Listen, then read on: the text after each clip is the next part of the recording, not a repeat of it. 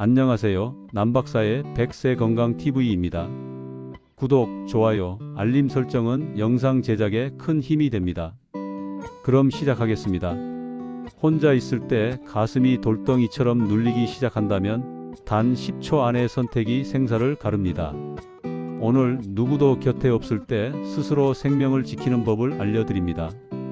과장 없이 현장에서 검증된 방법만 말씀드리겠습니다. 어느 새벽 78세 김동철 어르신이 신문을 펼치다 가슴 답답함을 느꼈습니다. 10분, 20분이 지나도 나아지지 않았고 왼팔이 저리며 턱이 아파오고 식은땀이 났습니다. 어르신은 즉시 알아차렸습니다. 심장마비 신호다. 그리고 평소 익혀둔 7가지 응급법을 혼자서 실행했고 완전히 회복했습니다. 차이는 단 하나, 당황 대신 준비였습니다. 심장마비는 번개처럼만 오지 않습니다. 보통 15분 이상 이어지는 묵직한 통증과 함께 전조 신호를 보냅니다. 다음 5가지를 기억해 주세요. 첫째, 가슴 한가운데가 압착되는 듯한 통증. 둘째, 통증이 왼팔이나 양팔, 목, 턱으로 번짐. 특히 여성은 턱 통증이 잦습니다. 셋째, 이유 없는 극심한 피로감. 넷째, 갑작스런 숨가쁨과 식은땀. 다섯째, 어지러움과 메스꺼움, 때로는 구토. 이 중 2가지 이상이 겹치면 지체 없이 응급 대처를 시작해야 합니다. 이제 혼자 있을 때도 살 확률을 높이는 7가지 응급법을 순서대로 안내합니다. 첫 번째, 지금 하던 행동을 즉시 멈추고 등받이 있는 의자나 소파에 앉습니다. 바닥에 주저앉지 말고 서서 버티지도 마세요. 쓰러지면 발견이 늦어집니다. 두 번째, 저용량 아스피린 한 알이 집에 있고 알레르기나 최근 출혈 위장 질환으로 금기 안내를 받은 적이 없다면 씹어서 복용합니다. 씹어야 흡수가 빠릅니다. 없거나 금기라면 건너뜁니다. 억지로 찾으러 다니지 마세요.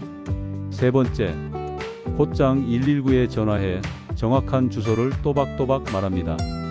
어디시 어디구 어디로 몇 번지 땡땡 아파트 몇 동 몇 호 몇 세 남성 가슴 통증과 호흡 곤란. 묻는 말에만 짧게 답합니다. 말이 길어질수록 숨이 차오릅니다. 네 번째, 구조 접근을 위해 현관문을 열어둡니다. 비밀번호 문이라면 A4 종이에 비밀번호를 크게 적어 문에 붙입니다. 열쇠형이면 눈에 띄는 곳에 둡니다. 이때 눕지 말고 물이나 음식도 금지입니다. 다섯 번째, 45도 반자위를 취합니다. 등을 45도로 기대고 쿠션으로 다리를 심장보다 약간 높입니다. 완전히 눕지 말고 빳빳이 세워 앉지도 마세요. 호흡이 더 힘들어집니다. 여섯 번째, 가족에게는 문자로만 짧게 알립니다. 가슴 통증으로 119 호출 땡땡 병원으로 이송 예정. 병원에서 만나요. 전화 통화는 피합니다. 말하는 것 자체가 심장에 부담입니다. 같은 문자를 2~3명에게 동시에 보냅니다. 일곱 번째, 호흡 4~6을 반복합니다. 코로 4초 들이마시고 입으로 6초 길게 내쉬세요. 배가 오르내리게 복식 호흡으로 후 소리를 내며 천천히 내쉽니다. 구급대가 올 때까지 이 리듬을 유지하세요. 여기까지 했다면 이미 가장 중요한 조치를 마쳤습니다. 스스로 운전하지 마세요. 조금만 더 보자는 생각도 금물입니다. 이 응급법이 힘을 발하려면 평소 준비가 필요합니다. 첫째, 휴대폰 긴급 SOS를 설정하세요. 전원 버튼 연속 누르기 등으로 119 자동 신고와 가족 문자 전송이 되도록 미리 세팅합니다. 둘째, 잠금 화면 의료 정보를 입력해 두세요. 혈액형, 알레르기, 복용약, 기저질환, 비상연락처. 잠금 상태에서도 구급대가 확인할 수 있게 설정합니다. 셋째, 현관 비상 메모와 냉장고 체크리스트를 준비하세요. 현관에는 비밀번호 메모를, 냉장고에는 심장 응급 7단계를 크게 붙이고 옆에 아스피린 한 통을 비치합니다. 유통기한은 달력에 표시해 정기 확인.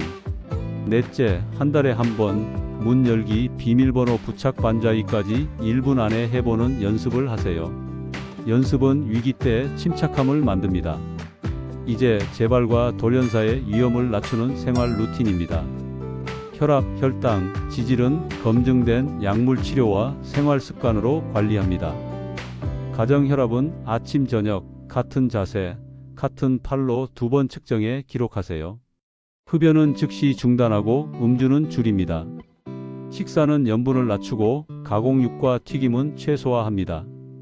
단백질은 생선, 닭가슴살, 콩류 위주로 채소, 과일은 몇끼 절반 접시를 목표로 합니다. 운동은 빠른 걷기 같은 유산소 40분, 주 4에서 5회의 가벼운 근력 운동을 더하세요. 계단 몇 층에서 새로 시작된 흉부압박이나 팔턱으로 퍼지는 통증, 설명 안 되는 호흡 곤란과 피로가 반복되면 심장내과 상담이 필요합니다. 심근경색 치료를 받았다면 심장재활 프로그램으로 안전한 유산소, 근력 운동을 처방받아 진행하세요. 마무리합니다.